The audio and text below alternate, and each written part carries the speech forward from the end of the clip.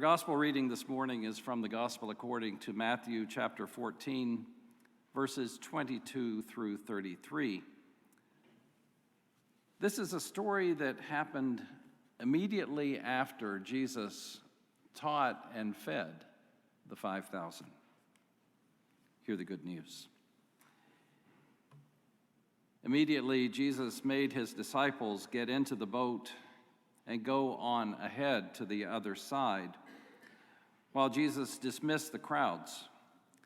And after he dismissed the crowds, he went up the mountain by himself to pray. When evening came, he was there alone, but by this time the boat, battered by the waves, was far from land, and the wind was against them. And early in the morning he came walking toward them on the sea. But when the disciples saw him walking on the sea, they were terrified, saying, "It's a ghost." But they cried out in fear, and immediately Jesus spoke to them and said, "Take heart, it is I, do not be afraid." Peter answered him, "Lord, if it is you, command me to come to you on the water." And Jesus said, "Come." So Peter got out of the boat, started walking on the water, and came toward Jesus. But when he noticed the strong wind, he became frightened, and beginning to sink, he cried out, "Lord, save me." Jesus immediately reached out his hand and caught him, saying to him, "You of little faith, why did you doubt?" When they got into the boat, the wind ceased, and those in the boat worshiped him, saying, "Truly you are the Son of God." A word of God that is still speaking.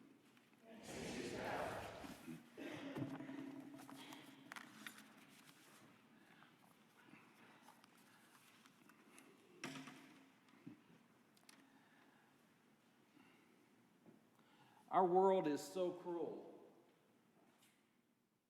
that sometimes things happen to us that are just unbelievable. You can't imagine that something so awful could happen.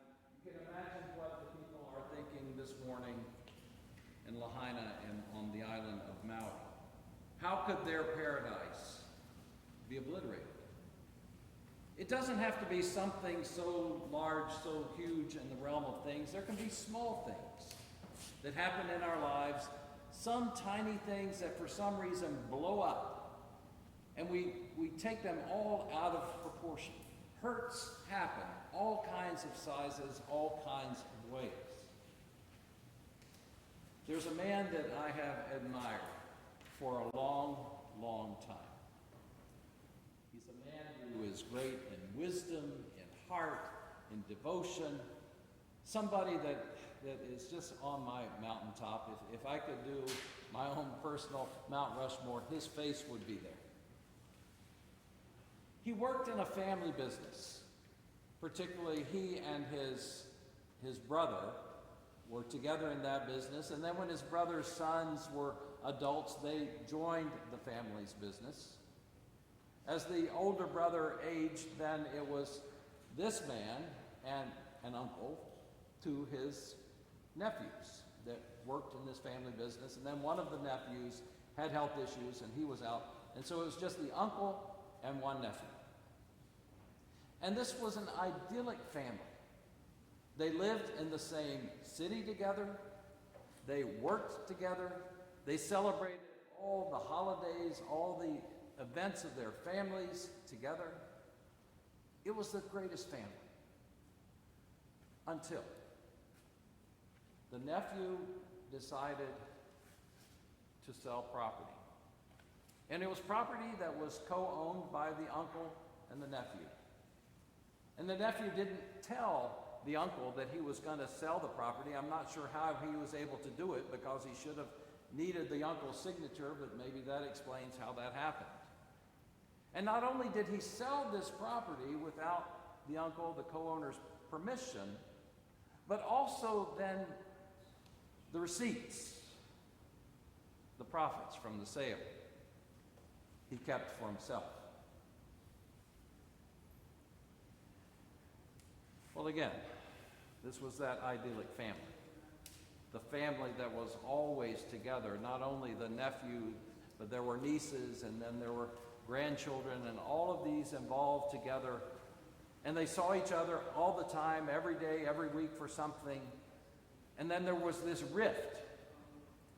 And the uncle, being the wise and faithful man that he was, knew that he had to resolve it. But we don't know how it happened. Because it probably happened the way Jesus said it should happen. If somebody has wronged you, go to them and make it right. If it doesn't work out there, then get somebody else to join you, and together that person helps to mediate the dispute. If that doesn't work, then you take it to the whole church or the whole family, whatever group. We have hurts in our lives. We have hurts that it can tear apart families, can tear apart churches, can tear apart communities, even nations.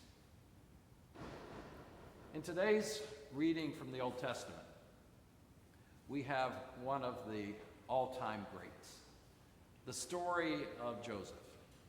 And Joseph's story is such an incredible story. Here, Joseph was the 11th of 12 sons of Jacob.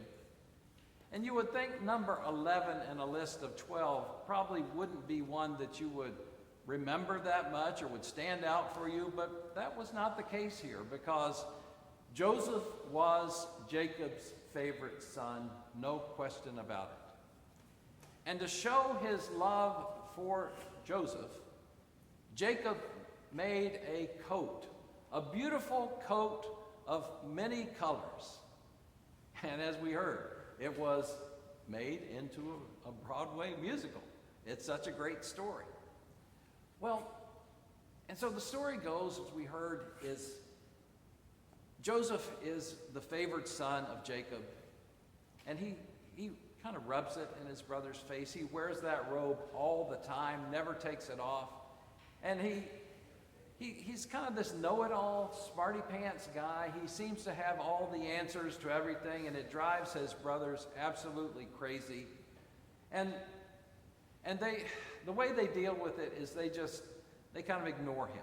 They leave him alone. We've got people like that in our lives, admit it. People that bother you, and so you just kind of avoid them. Well, so that's what goes on with the brothers and Joseph. But there's something that's missing in this reading. It skips a few verses, and I don't know why the lectionary did that, because these verses are crucially important to the whole story about Joseph. You see, Joseph was a dreamer. He was known for not only dreaming dreams, but also interpreting the dreams of others. And so there are two dreams that are omitted from the reading. The first dream is a dream that Joseph reports to his brothers. And this dream is that they're all out in the field together gathering sheaves of wheat. And as they bring their harvest in, they bundle them together, and the brothers are all sitting in a circle. And Joseph is in the middle of them. And those sheaves on the outside are kind of leaning in toward the middle, while the one in the middle stands up high and tall. That's Joseph's dream that he tells his brothers. And they say, "Are you saying that we're supposed to serve you?" He doesn't answer. And then he says, "And I had another dream." And this time he tells his brothers and his father. And this dream is that Joseph sees there's the sun and the moon and 11 stars up in the sky, all above Joseph. And in unison, they bow down before him. And Jacob says,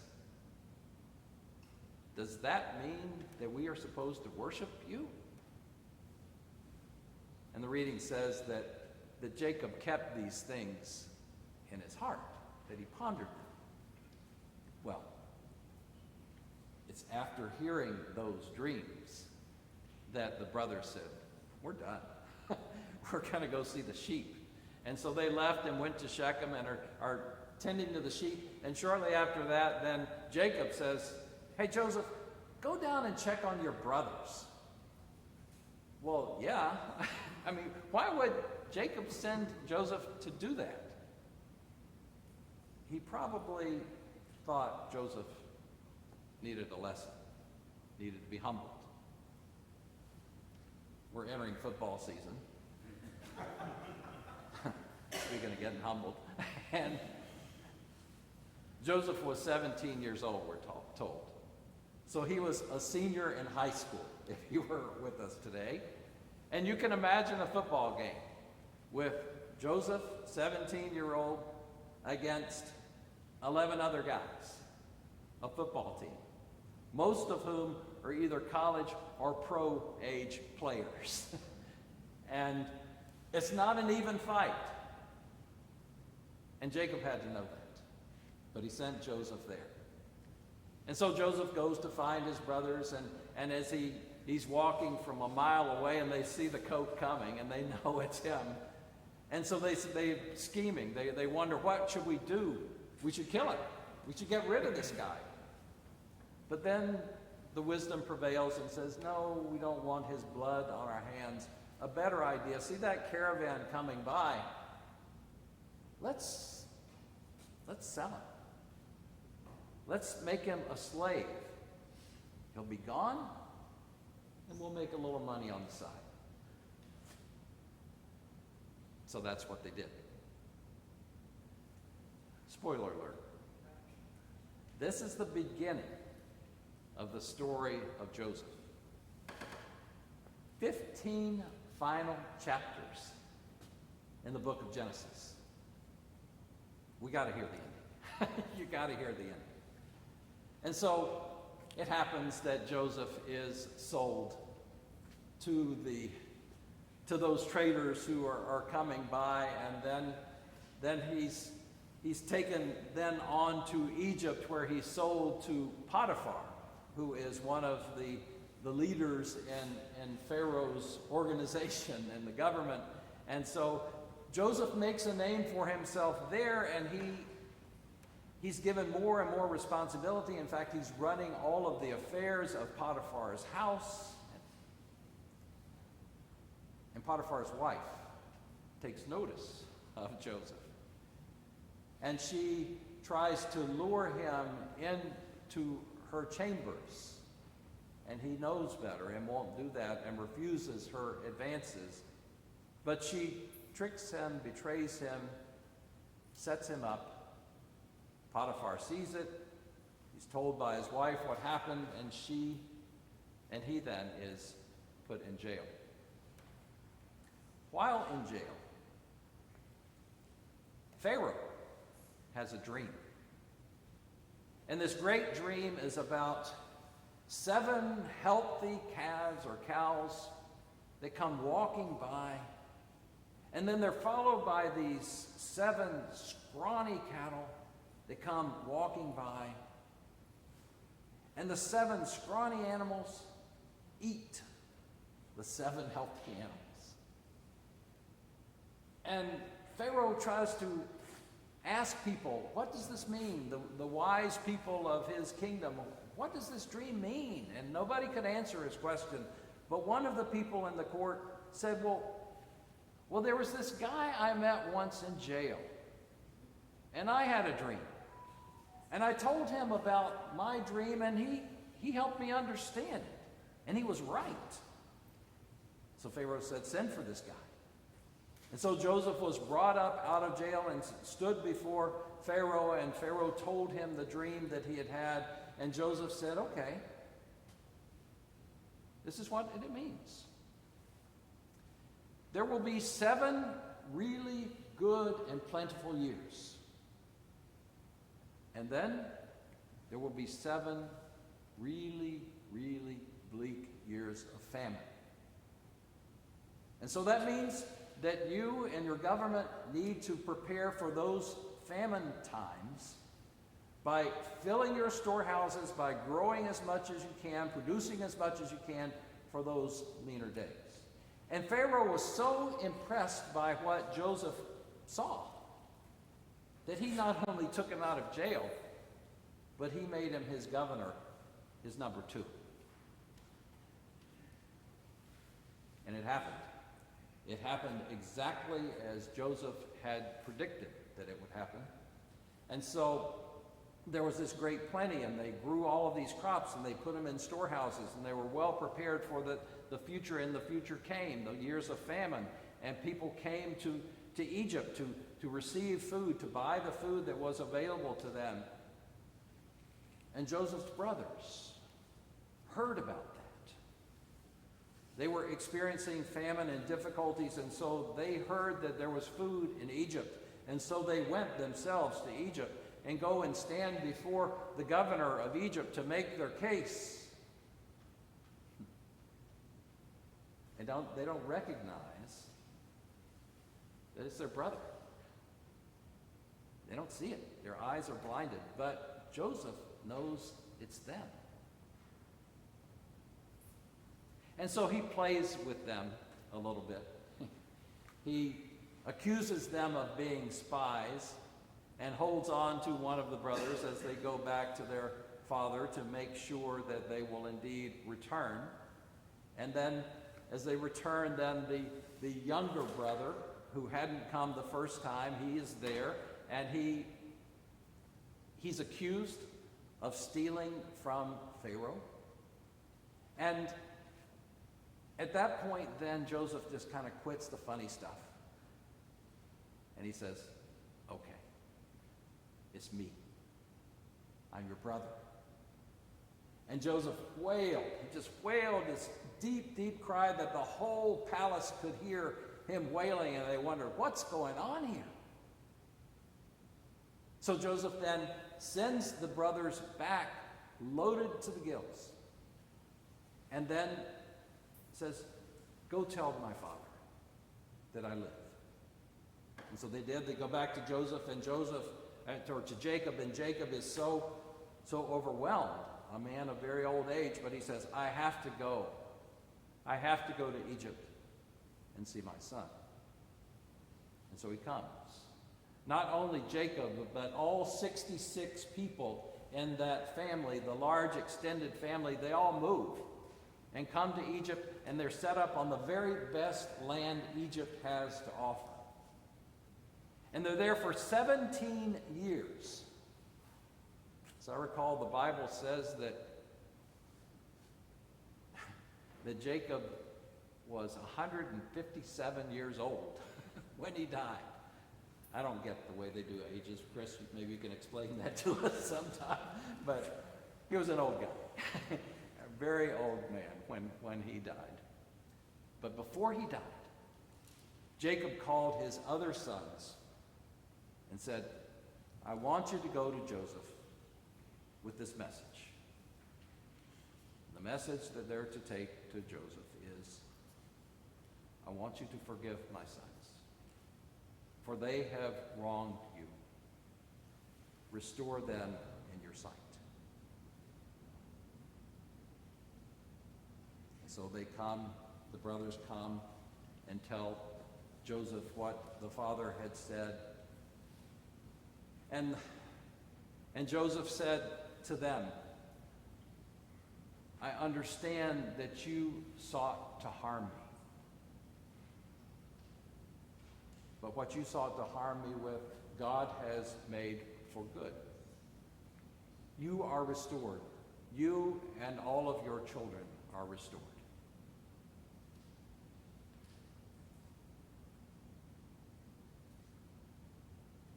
That's the whole story of Joseph. You see, hurts happen. And this wasn't something that was resolved overnight. It was 17 years that this family was back with Joseph before they came to this peaceful resolution. Healing is not always quick business. Those hurts that we experience, they can linger on and on. In the gospel reading for this morning, this great story of where Jesus and the disciples had been with 5,000 people. This outdoor scene where Jesus is teaching them, and then it's getting toward late in the day and they need food, and somehow they put together a feast for 5,000 people, and it happens and they're exhausted, and this crowd would continue to follow them. And so Jesus sends the disciples across the Sea of Galilee in a boat, and Jesus meanwhile goes up on the mountaintop to pray. And he's praying at night, and the storm comes up on the sea, and Jesus goes out onto the water to greet his disciples, to save them. And as he does, then walking on the water, they think he's a ghost, but then he says, no, it's me. And then Peter, the impulsive one, says, well, let me walk on the water too. And Jesus says, come to me. And Peter starts to walk, but the waves are growing, and the wind's getting stronger, and Peter gets nervous, and so he's falling in the water, and Jesus reaches out his hand and holds him and gets him to the boat, and the sea's calm.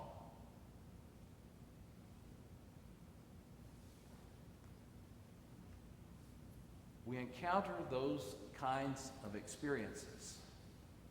We encounter those things in our lives where the water is rough and the hurts happen, and what happens to somehow help heal those times, to make the waters calm for us. How do we get there?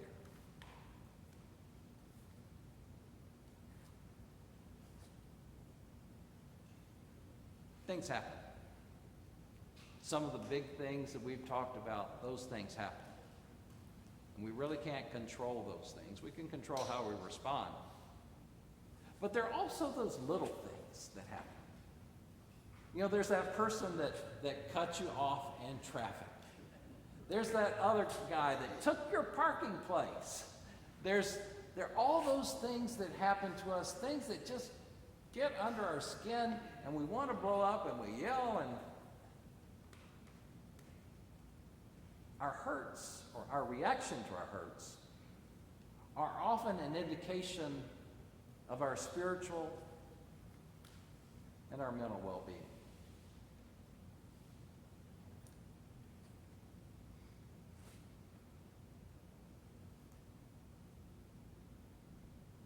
I want you to do something.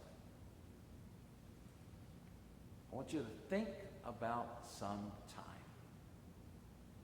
time when you have been hurt and it's upsetting to you. It could be a really, really big thing, and that's a hard thing to do, hard thing to think about. It could be that. Or it could be that smaller thing, that parking spot, that driving incident, that thing at the store that you wanted and the person got the last one of them, whatever it might be. That little hurt that you reacted to. Think about that. Think about that hurt and how you feel, and close your eyes. Close your eyes and take a deep breath in through your nose and out through your nose. And another one, just a deep breath in through your nose and out through your nose. And now we're going to breathe just a little bit deeper. Take a breath in through your nose, count to 3, hold it, and then out through your mouth. In through your nose, 1, 2, 3, hold it, and out through your mouth.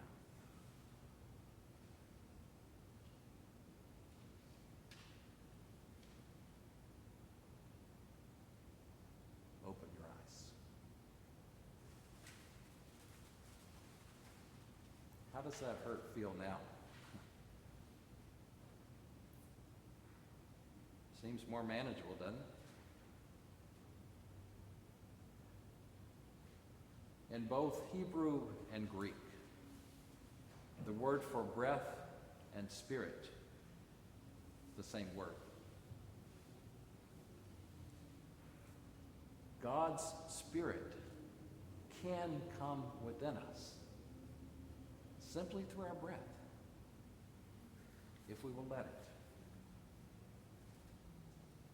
God's Spirit comes to us in ways large and small and helps us to find those ways